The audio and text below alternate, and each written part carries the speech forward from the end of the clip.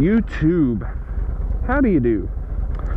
So anyway, I bought the cheap ass lapel microphone because that's supposedly what all the moto vloggers are using these days, and I was just uncomfortable with how cheap it is, you know. So I had bought this one a while back when I was trying my method, and it's the same thing as a lapel microphone, exactly the same, except it just costs a little more money.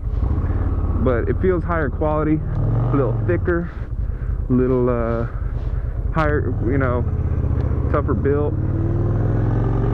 But it turns out, during high winds, it crackles. And that fucking pisses me off, because the cheap ass dollar microphone doesn't crackle at high speeds. Why does this expensive motherfucker? But I've noticed it sounds a lot better when I have my visor closed. So I don't know what the hell. Probably just gonna go to the lapel microphone. Going home, it's Friday.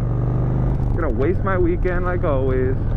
I really need to change my camera setup because this fucking cable, this adapter thing is swinging all over the place over here. I really need to zip tie it or some shit. Making me mad. Do I need to vent about anything today? The end of the world? The end of the country? Doomsday. One discussion at work today. Fridays are usually pretty chill, so we all get to sit around and talk. And they were talking about doomsday. Not like the end of the world, like by natural causes or anything. You know, government shutdowns, anarchy, that type of shit. And they were talking about if we're gonna be ready when it happens. I wouldn't. I'm pretty sure 99% of the country wouldn't. You know, we're not stocked up on food and shit. When the government does a total shutdown, we experienced a partial shutdown, what was it, 2 years ago, 3 years ago? We experienced a partial shutdown. No one felt shit. I worked for the government. I didn't even feel shit. But if it goes to a complete shutdown, we're all fucked. And that's kind of what the discussion was about. It was pretty insane when you think about it. Because when the country shuts down and you're out of food, what are you going to do? You're going to go to the grocery store. It's not going to be a grocery store. It's going to be abandoned. It's probably going to be taken over, maybe, by, like, fucking thugs and shit. And, what are you going to do? You're not going to be able to get food. And if you try to go to the grocery store to get food, they're going to kill you. And, you know, what about water? Fucking weird. You know, we were talking about it. And they told me about this book that one of the guys read called 1 Minute After or some shit. And it was about that. I'm really curious. I want to read that book now because it sounds pretty awesome. Maybe it'll give me some hints on what the fuck to do. What would you guys do? Do you think you'll survive? Think about it. Your fridge, all power's gonna go out, all water's gonna go out. Can't buy gas, can't buy food, can't buy nothing. You gonna survive? You're not, unless you're a prepper. But anyway, I need to stock up on food, and I need to have like a shelter. Because think about it, if you stay in your house, you know, people are gonna break in and steal your shit, what little food you have. They're gonna fucking run you out of there, kill you. I got a lot of guns, but I don't have like stocked up of food and shit. I'd be fucked. What else did we talk about? Cooking. Yeah, like how would you cook? Because you don't have power. You would need some propane tanks or something. And even then, like, well shit, if you had a huge propane tank like underground, because you need to cook your food.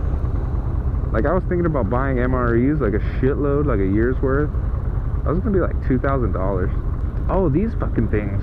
These Sealand containers. They were talking about that at work. Like the smartest thing to do is be to buy one of those.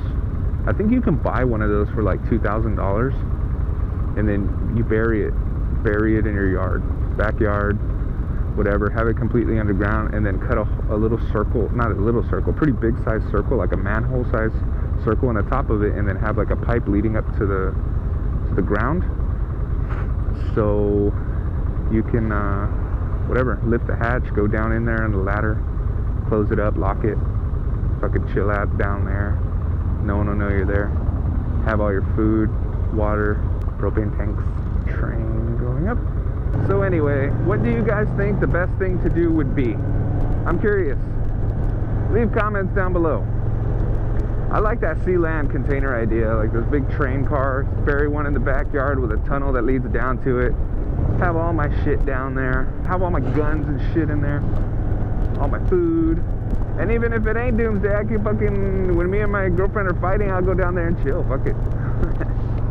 I work with a lot of military guys, and a lot of them were up in Alaska, and they said in Alaska there's a lot of people who live up there that don't rely on shit, that they just fucking like go hunt their own shit, and they don't pay taxes, and they just live like wherever. Those dudes wouldn't have no damn problem. Fucking world ended. What the fuck? Are you texting, you stupid bitch? I ain't driving behind your stupid ass.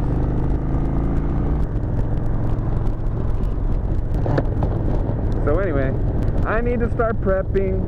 So I'm gonna buy like a fucking barrel size of like rice, and a fucking barrel size of like pinto beans, and like shitloads of water, and a propane tank, and take all my fucking guns. And I'm gonna buy me a Sealand container, and it's gonna be fucking cool. It's gonna be man cave. So yeah, this mic's really crackly. This fucking $20 one. The $1 one's fine. That one don't, you know, there's nothing wrong with it. But this $20 one fucking crackles. Hey, look, they left their gas.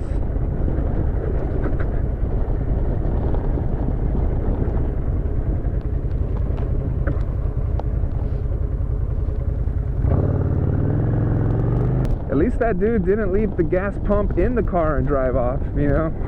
That would have sucked.